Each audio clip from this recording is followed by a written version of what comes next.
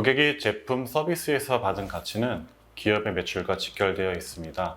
고객은 저마다 다른 상황과 이유로 유입 혹은 이탈합니다.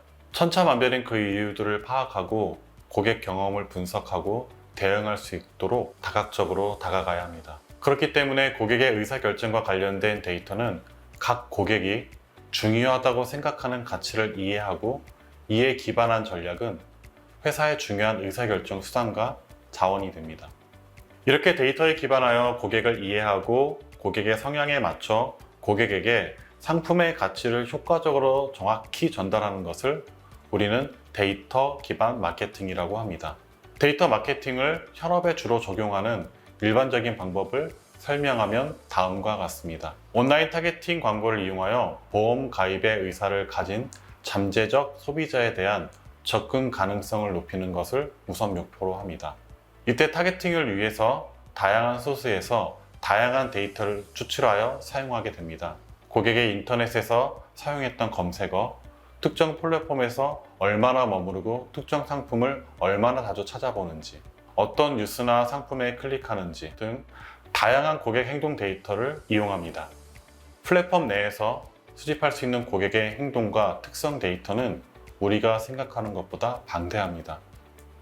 고객이 인터넷을 통해 자사의 상품몰이 유입이 되면 상품몰에서 수집한 고객의 행동 데이터, 즉 로그 데이터와 기존의 상담 내용을 데이터화하고 고객의 의도를 먼저 파악하여 인공지능이 장착된 챗봇을 통해 소비자에게 상품 설명을 하게 합니다. 또 다양한 상황을 미리 예측하여 민원 대응과 사후 처리를 신속하게 진행할 수 있게 합니다.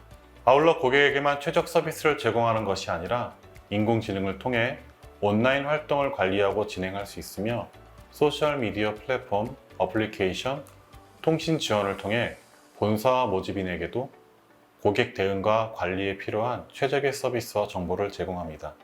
이런 서비스를 통해 모집인은 고객과 더욱더 긴밀한 관계를 형성하고 관계를 강화시켜 판매로까지 이어지게 할 수 있습니다. 대표적으로 중국의 핑안보험사는 모집인 채용과 교육 관리에 인공지능을 활용하고 있습니다. 물론 인공지능을 통해 고객을 세그먼트화하여 각 고객 세그먼트에 적절한 그리고 각 개인의 맞춤형 프로모션을 제공할 수 있습니다. 일반적으로 타겟팅 목적으로 쿠키 값을 활용하는 키워드 매칭 정도의 마케팅 정도로 데이터 마케팅을 이해하게 되면 오히려 역효과를 가져오게 됩니다. 고객의 특성과 현재의 관심도와 분리된 마케팅 정보가 매일매일 쏟아져 들어오게 되면 그저 하나의 정보로 받아들여지게 됩니다. 이것은 고객을 피곤하게 만들고 도리어 마케팅 정보를 회피하게 만드는 전략입니다. 고객의 상황에 맞는 고객이 원하는 정보를 정확히 전달하여 고객이 그 정보에 반응하게 하여야 합니다. 그렇다면 고객이 원하는 정보는 어떤 것일까요? 예를 들어 보겠습니다. 인공지능은 자문 서비스와 결합하여 보험회사로 하여금 피보험자에게 손해를 사전에 예방할 수 있게 하는 조언 역할을 부가 서비스로 제공할 수 있습니다. 예를 들어 앱을 통해 생활 건강 관련 조언이나 식단 등의 조언을 하는 챗봇을 이용하여 고객으로 하여금 위병 발생 가능성을 감소시키게 할 수 있습니다. 또는 시설 사진을 보고 손해가 발생하기 전에 수리하도록 정보를 제공하여 손해 발생률을 감소시킬 수 있습니다. 위험 관리와 사전 예방 역할이 보험이 고객에게 제공할 수 있는 서비스에 새롭게 추가됨으로써 궁극적으로는 보험 사고와 보험금 지급을 감소시키고 보험회사의 리스크를 줄일 수 있을 뿐만 아니라 고객에게 손해 발생 후 대응이 아닌 사전에 사고를 예측하게 하고 보호하는 서비스를 제공하게 합니다.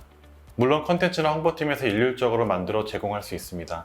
하지만 우리는 고객의 정보를 활용하여 더욱더 고객이 원하는 컨텐츠와 홍보를 제공할 수 있습니다. 예를 들어 30대 중반의 고객이 자녀보험을 중심으로 키워드를 입력하고 온라인상에서 관련 약관을 읽는데 시간을 많이 투자한다든지 관련 상품이 위치한 페이지를 재방문한다면 이러한 고객의 데이터를 활용하여 고객이 자녀보험에 관심을 가지고 있음을 파악할 수 있습니다. 자동차 보험과 같은 다른 보험의 정보보다 자녀보험과 건강관리 정보를 제공하는 것이 바른 전략이라 할 수 있겠습니다. 이렇듯 고객 데이터를 활용 공급자 중심에서 고객 중심으로 새로운 가치를 제공하는 마케팅과 프로모션을 가능하게 합니다. 고객이 필요한 최적의 서비스를 제공하고 그 서비스를 제공할 수 있다는 것을 데이터를 활용하여 고객에게 전달하는 과정은 데이터를 통한 눈속임이 아니라 고객을 상품 구매자가 아닌 한 인간으로서 정확히 이해해가는 과정입니다. 아까 말씀드렸던 예시와 같이 우리 보험을 팔아야겠다는 구매자로서가 아니라 자녀의 미래와 건강을 걱정하는 부모의 마음을 이해하고 광고를 집행해야 합니다. 그렇게 되면 고객은 더 그 광고에 반응하게 되고 마케팅이지만 커뮤니케이션의 형태로서 고객과 광고를 통해 소통할 수 있게 됩니다. 그렇기 때문에 고객은 더 상품에 대해 알고 싶어 상품몰에 방문하게 되고 오래 머무르게 되고 이렇게 수집되는 고객 데이터는 상품 개발과 타겟 광고를 위한 곧 소비자의 무언의 피드백이 되는 것입니다. 보험 상품의 검색어 확보가 중요한 이유는 다양한 검색 키워드에 숨겨져 있는 검색 의도, 즉 고객이 검색하는 이유를 파악하는 것입니다. 그리고 인공지능 알고리즘은 이를 명확히 파악하는 목적을 가지고 개발되고 적용되어야 합니다. 이렇게 고객 관심사를 파악한 후에는 고객의 요구에 대한 자사 상품의 개선점과 현황을 파악하여 고객이 관심을 가지는 상품을 개발하고 그 상품의 정보를 온라인 타겟팅 방법을 써서 정확하게 타겟 고객에게 전달하는 것입니다. 이러한 방법으로 데이터를 기반으로 소비자가 보고 싶어하는 검색, 광고 고도화를 할 수 있게 됩니다. 이러한 고객에 대한 배려로 만들어진 광고는 그 고객 입장에서는 필요한 정보를 제공받게 되는 기분이 들게 하고 집행 효과가 높습니다. 챗봇이라고 하는 것은 뭐 지금 나온 것이 아니라 오래전부터 나와서 적용하고 있는데 데이터 분석 쪽에서 혹은 기계학습이나 인공지능 쪽에서의 챗봇이 이 데이터 마케팅 쪽하고 어떻게 연결될 수 있는지 또 기존에 가졌던 그 챗봇의 문제점을 여기서 해결할 수 있는지 경험이 있을 테니까 그 부분을 한번 좀 설명을 해주시면 좋을 것 같습니다. 네, 교수님. 아마 챗봇뿐만 아니라 다양한 AI 기반 서비스조차 바로 실무적으로 적용하기에는 어려움이 있습니다. 저희가 과거 구글 번역기를 사용해 본 기억들이 다 있을 것 같습니다. 또 주요 포털 사이트를 통해서 정보를 검색해 본 기억들이 떠올리면 좋겠는데요.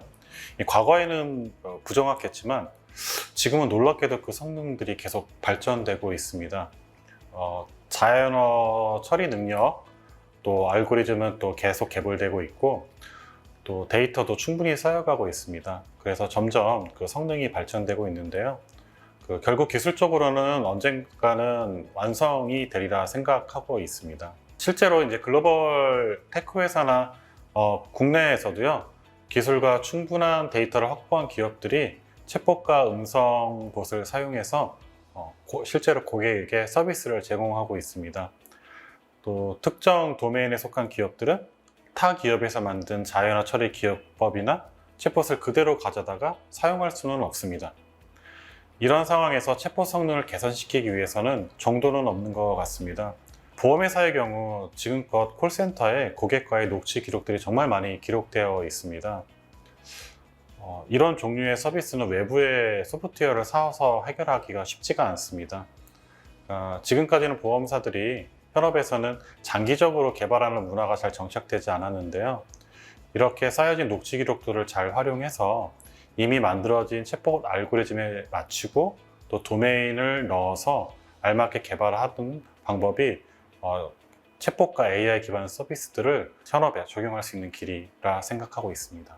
예, 다음 질문은 그 매트릭스에 대한 이야기인데 우리가 매트릭스라고 하는 부분은 결론 어떤 모형에 대한 평가를 하겠다라고 하는 평가 기준잣대, 즉 어떻게 보면 크리테리아가 될 텐데 이 데이터 마케팅에서의 그 매트릭스 이런 것들이 있을까요? 요것에 한번 좀 선생님께서 설명해 주시면 좋을 것 같습니다. 네. 매출이나 계약 건수가 사실은 가장 확실합니다.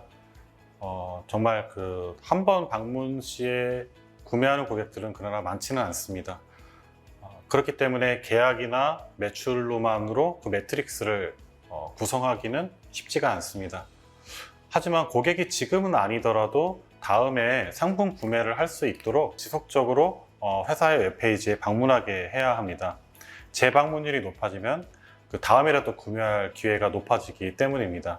그래서 재방문율이 매우 중요한 매트릭스가 될 수가 있다 생각합니다.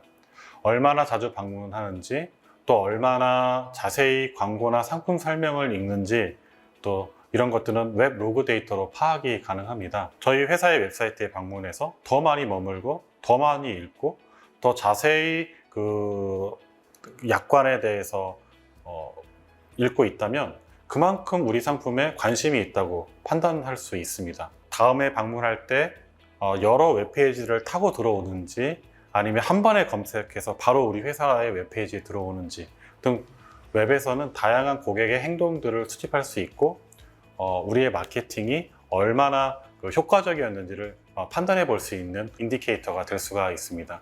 또 이 데이터에 우리의 고객 데이터, 매출 데이터, 고객의 프로파일링 데이터와 엮어보면은 어떤 온라인 행동을 하는 고객이 구매를 하게 되는지도 같이 파악할 수 있게 됩니다. 수집 가능한 많은 데이터들이 있습니다. 기존 구매 고객과 연결하여 그 회사만의 특별한 매트릭스도 개발할 수 있을 거라 생각합니다. 예, 우리가 보통 그 쿠키라고 하는 부분은 과거에 너무나 많이 썼던 IT 쪽의 어떤 기술인데, 이게 이제 보안의 문제 등등으로 해서 이제 상당히 사용상의 제약을 좀 받고 있는데, 이 타겟 마케팅에서의 이 쿠키의 역할은 분명히 존재할 것 같습니다.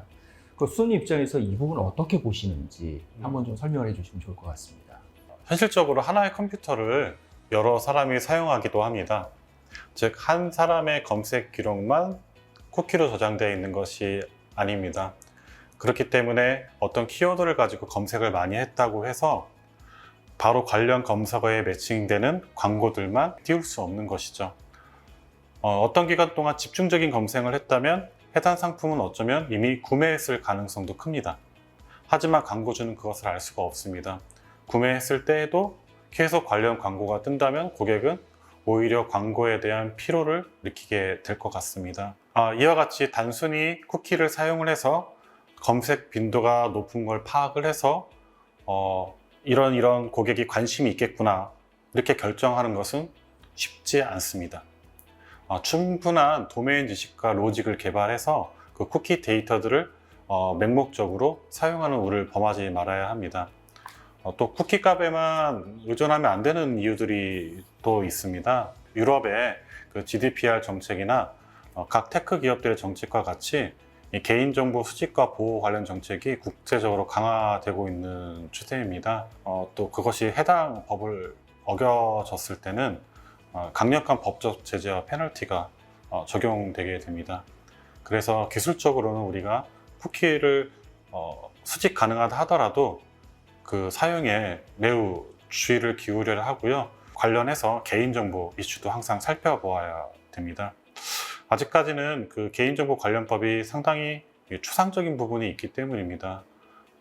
그렇기 때문에 법을 우리가 어기고 있는지 아닌지 명확히 판결이 내려지지 않을 때가 있습니다.